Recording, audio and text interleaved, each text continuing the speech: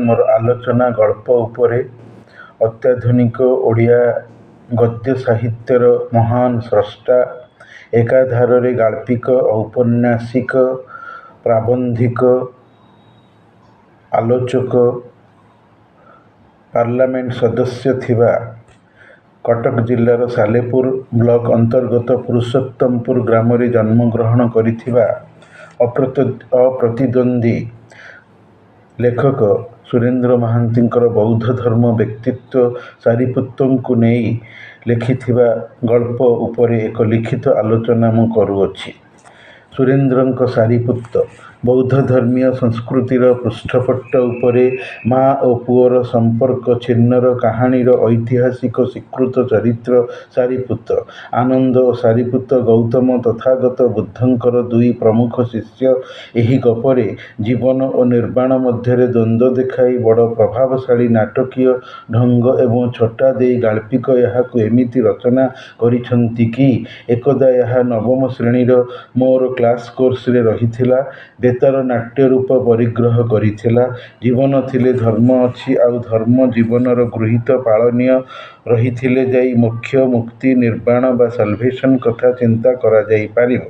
हिंदू धर्मर परवर्ती रूप बौद्ध धर्म आत्मा को पुनर्जन्मर उद्धार करिवार नाम हिंदू धर्मर निर्वाण बा मुक्ति बौद्ध धर्म भी याहाको ग्रहण करे नहले निर्वाण प्रसंग गल्पटिरे उठी न थांता। सारिपुत्त पुअर माँ नाम रूपश्री लेखक ताकु बेस रूप गल्पटिरे देई अछंती। गल्पर नाटकीय संलाप बेस मनलाखी माँ और पुअर जीवन चित्र को नहीं गल्प कहानी गतिशील गल्पर आरंभ रे गाल्पिकंक वक्तव्य भारी स्मरणीय मने होई अछि। चिराचरित रीति रे गल्प कथावस्तु आरंभ न होई शेष स्थिति आकस्मिक आरंभ एपरी अर्थात रूपश्री सारिपुत्त नामक पुओ को निखोज हो जाइथिबा स्थिति रे आकुल व्यग्र नयन रे अपेक्षारत थिबा अवस्था रे बौद्ध भिक्षु रूप रे जीर्ण शीर्ण लंडित मस्तक रे फेरी आसीची। गाल्पिक वाक्य सारिपुत्त फेरी आसुची आज भिक्षु सारिपुत्त नुहे बुद्धंकर शिष्य शिरोमणि सारिपुत्त नुहे रूपश्रीर पुत्र सारिपुत्त फेरी आसुची आज जननीर शून्य कुटीर को मुकुलित आम्रोद्यान रे कोकिलर कुहुरब अशांतरु अशांतर होई उठुची सेही व्यग्र अशांत कुहुरब मध्यरे प्रकाश पाइछि जननी रूपश्रीर आह्वान फेरियास सारिपुत्त फेरियास सारिपुत्त सारिपुत्त फेरी आसुची आज। गाल्पिक सारिपुत्त और तार माँ रूपश्री को नीच शूद्र कूल रखाई गल्प कहानी रे हिंदू धर्म रे छुआ अछुआ भेदभाव अस्पृश्य अस्पृश्य स्थिति भारी तीव्र जहाँकि वैदिक आर्य ऋषि माने ब्राह्मण क्षत्रिय वैश्य एवं शूद्र एई चारि भेदरे सेमानकर धर्मर लोकमानंकु विभक्त करिथिबा हेतु शूद्र सबुठु नीच जाति रे गण्य हेउथिला तार शारीरिक आकृति रूप और कर्म गुण हेतु। ब्राह्मण धर्म कर्म करिब क्षत्रिय वीर होई राजा पालटी देश संभाळिब वैश्य व्यवसाय वाणिज्य करिब आउ शूद्र उपरोक्त तीन जातिर सेवा करी सेवायत हेब यथा लुगा सफा करिब पायखाना सफा करिब रास्ता घाट झाड़ू देव इत्यादि काम करुथिबा हेतु घृण्य होई लोक नजर रे रही जाई हरिजन बोलाइछि।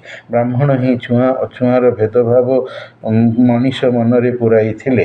सारिपुत्त गल्परे ब्राह्मण पंडित जहाँकर नाम शुभ्रज्योति से सारिपुत्तर माँ रूपश्री को पाटी करिछंती तार नीच शूद्र वंश रे जन्मजात हेतु माँ रूपश्री ब्राह्मण पंडित शुभ्रज्योति को त्रिकालदर्शी ज्ञानधारी जानिथिबारु सकाळु सकाळु पाखरे थिबा किछि स्वर्णा मुद्रा धरी भेटी देई पुअर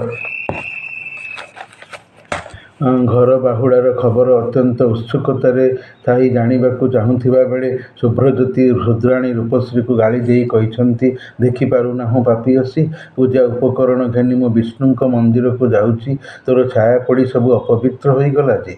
विचारी पुत्र प्रत्यावर्तन दुखरे अंध दुखिनी रूपश्री निजकु अपराधिनी मने करिछि। लोभी रागी ब्राह्मण को तार छिंडा महिला शाढ़ी परिधान भितरु सोना मुद्रा काढ़ी शुभ्रज्योति पाद तले देवारे नियाश्री हीन कपाली रूपश्री प्रति सदयचित्त होइछंती। शुभ्रज्योति କ'ଣ ହୋଇଛି ମୋତେ କୁହ ରୂପଶ୍ରୀ। ଦୁଃଖରେ ଅଧୀର ହୁଅନା। ପ୍ରାଣୀର ଦୁଃଖ ଦୂର କରିବା ତ ବ୍ରାହ୍ମଣର କାମ।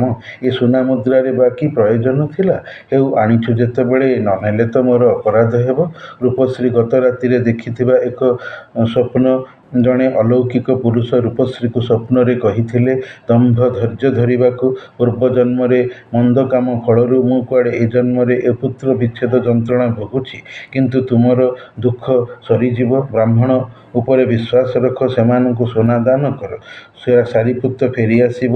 ବ୍ରାହ୍ମଣ ସୁବ୍ରଜ୍ୟୋତି ଧ୍ୟାନ କରି କହିଛନ୍ତି, ରୂପଶ୍ରୀ କୁଆଡ଼େ ପୂର୍ବଜନ୍ମରେ ବ୍ୟାଧ ଶବର ହୋଇ ଜନ୍ମିଥାଇ ଏକ ମୃଗ ଶିଶୁକୁ ଧନୁ ତୀରରେ ମାରିଥିବା ଦୋଷ ଓ ମୃଗୁଣୀର ଅଭିଶାପରେ ଏ ପରଜନ୍ମରେ ପୁତ୍ର ବିଚ୍ଛେଦ ଯାତନା ଭୋଗୁଅଛି। ତଥାପି ଶାନ୍ତ ମନରେ ଫେରିଯାଅ, ତୁମ ପୁଅ ସାରି ଫେରିଆସିବ। ରୂପଶ୍ରୀ ବ୍ରାହ୍ମଣ ସୁବ୍ରଜ୍ୟୋତିଙ୍କ ଆଶୀଷ ପାଇ ଫେରିଛି। ରୂପଶ୍ରୀର ପୁଅ ସାରିପୁତ୍ତ ଗାଈ ଚରାଏ।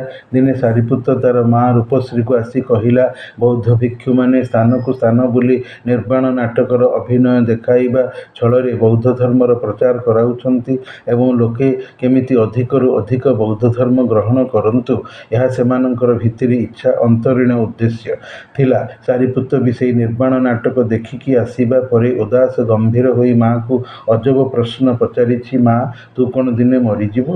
ମା ସହଜ ଭାବରେ କହିଲା, ହଁ, ଦେବତାମାନେ ବି ଜନ୍ମ ହୋଇ ମରିଛନ୍ତି, ଏଥିରେ ନୂଆ କଥା କ'ଣ ଅଛି?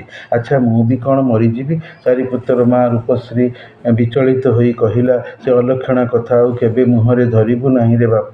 ଷଠି ଦୋଷୀ ତୋତେ ନଈବାଲିର ଆୟୁଷ ଦିଅନ୍ତୁ। ସାରିପୁତ୍ତ ମନେ ମନେ ବୁଝିନେଲା, ମା ନିଜ ମରଣ କଥା ସହଜରେ ଗ୍ରହଣ କରିନେଲା, ଅଥଚ ମୋ ମରଣ କଥାକୁ ସହଜରେ ଗ୍ରହଣ କରି ନ ପାରି ମୋତେ କହୁଛି ମୁଁ କେମିତି ବେଶୀ ବର୍ଷ ବଞ୍ଚିବି। ମା ମୋତେ ସ୍ନେହ ଆଦରର ଅତିଶୟ ବାତ୍ସଲ୍ୟ ମମତା ପାଇଁ ମିଛ କହିଲା। ସାରିପୁତ୍ତ ତାର ନିତିଦିନର କାମରେ ବ୍ୟାଘାତ ସୃଷ୍ଟି କଲା। ଗାଧୋଇଲା ନାହିଁ କି ଖାଇଲା ନାହିଁ। ଗାଈ ଗୋଠ ନେଇ ବଣକୁ ଚରାଇବାକୁ ବି ନ ଯାଇ ଘରୁ ଗାଏବ ହୋଇ କୁଆଡ଼େ ପଳାଇଗଲା। ମା ବୁଝିଲା, ମୁଣ୍ଡ ପାଗଳାଟା। କ'ଣ ଏଣୁତେଣୁ ଗୁଡ଼ାଏ ପ୍ରଶ୍ନ କଲା। ହେଉ, ସଞ୍ଜ ସରିକି ଫେରିଆସିବ ଯେ। ସଞ୍ଜ ହେଲା, ରାତି ଆସିଲା। ଆକାଶରେ ଗୋଟି ଗୋଟି ହୋଇ ଅସଂଖ୍ୟ ତାରାମାନେ ଫୁଟି ଉଠିଲେ। ଆକାଶରେ ମିଟି ମିଟି ହୋଇ ଦେଖାଦେଲେ, ଅଥଚ ସାରି ଫେରିଲା ନାହିଁ। ମା ମନ ବିଚଳିତ ହେଲା। ପୁତ୍ର ବିଚ୍ଛେଦ ଶୋକରେ ଜୀବନ ତାକୁ ଭଲ ଲାଗୁ ନ ଥିଲା। ତଥାପି ମନେ ମନେ ଚିନ୍ତା କଲା, ଏଥର ପୁଅ ଆସୁ, ଉପାଳି ନାମକ ଚମ୍ପାଗୋରୀ ଝିଅ ସହିତ ତାକୁ ବିବାହ କରାଇଦେବି। ଉପାଳିର କଳା ଆଖିର ସ୍ୱପ୍ନ ଜାଲରେ ଥରେ ଧରା ଦେଲେ ସେ କ'ଣ ଆଉ ଘରଭଙ୍ଗା ବାରବୁଲା ଛତରଖିଆ ବୌଦ୍ଧ ଭିକ୍ଷୁ ଦଳରେ ମିଶିବ? ମୋ ପୁଅ ସଂସାରୀ ହୋଇଯିବ। ତାପରେ ମୋର ନାତି ନାତୁଣୀ ହେବେ। ତା ଘର କୋଳାହଳମୟ ହେବ। ଲେଖକ ଏଠି ଏକ ସୁନ୍ଦର କାବ୍ୟିକ ବାକ୍ୟ ଲେଖିଛନ୍ତି।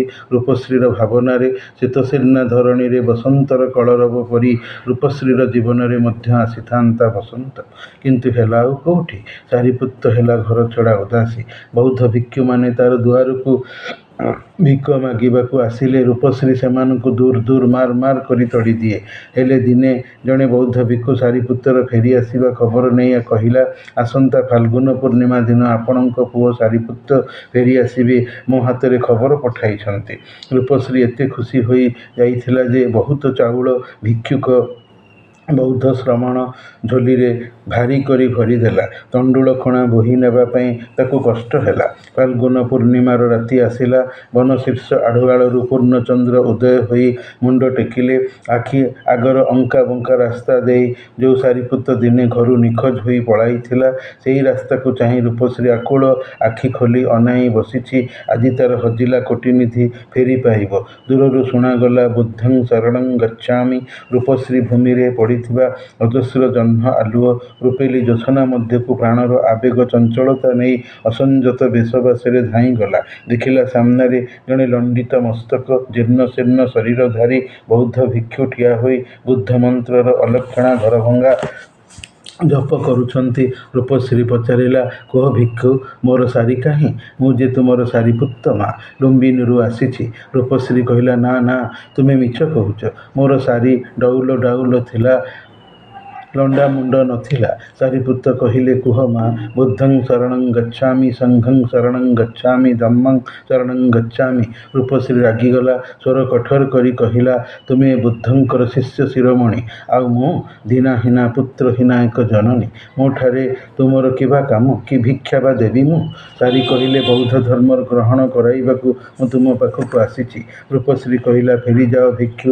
କୋଟି କୋଟି ପ୍ରାଣରେ ଅଶାନ୍ତି ଅତୃପ୍ତିର ଦାବାନଳ ଜଳାଇ ଯେଉଁ ସଂଘର ପ୍ରତିଷ୍ଠା, ସେ ସଂଘ ରହିବ ନାହିଁ ଭିକ୍ଷୁ, ଏ ମୋର ଅଭିଶାପ। ସାରି ପୁଣି କହିଲେ, ନିର୍ବାଣ କ'ଣ ତୁମେ ଚାହଁ ନାହିଁ ଜନନୀ? ରୂପଶ୍ରୀ କହିଲା, ମୁଁ ଚାହେଁ ଜୀବନ, ନିର୍ବାଣ ନୁହେଁ। ସାରିପୁତ୍ତ ଜହ୍ନ ଆଲୁଅ ମଝିରେ କୁଆଡ଼େ ହଜିଗଲେ। ଆଉ ରୂପଶ୍ରୀ ଫେରିଆସିଲା ତାର ଶୂନ୍ୟ କୁଟୀରକୁ। ଜୀବନ ଓ ନିର୍ବାଣ ମଧ୍ୟରେ ଚିତ୍ତ ସଂଘର୍ଷକୁ ନେଇ ମା ପୁଅର ସମ୍ପର୍କ ବିଚ୍ଛେଦର ଏ ସୁନ୍ଦର କାବ୍ୟିକ ଛଟାର କରୁଣ ରସାଶ୍ରିତର କାଳଜୟୀ ମୋହନୀୟ ଗଳ୍ପ ସୁରେନ୍ଦ୍ର ସାହିତ୍ୟିକ ତାର ଅପୂର୍ବ ଶ୍ରେଣୀକକ୍ଷରେ ଦିନେ ପାଠରେ କୋର୍ସରେ ପଢ଼ା ହୋଇଥିବା, ରେଡ଼ିଓ ନାଟକରେ ରୂପାନ୍ତରିତ ଲଭିଥିବା ମର୍ମସ୍ପର୍ଶୀ ବେଦନା ବିଧୁର ଗଳ୍ପ। ଇଂରାଜୀ କବି ବିବି ଶେଲି ଏକଦା କହିଥିଲେ, our sweetest songs are those that tell of saddest thoughts. ଅର୍ଥାତ୍ ଆମର ସେହି ସଙ୍ଗୀତ ଗୁଡ଼ିକ ମହାନ, ଯାହାକି ଆମକୁ ଦୁଃଖ ଭାବନାରେ ଅଭିଭୂତ କରେ। ସାରିପୁତ୍ତ ଓ ରୂପଶ୍ରୀର ଏ ଜୀବନ ସଙ୍ଗୀତ ସେହିଭଳି ନୁହେଁ କି?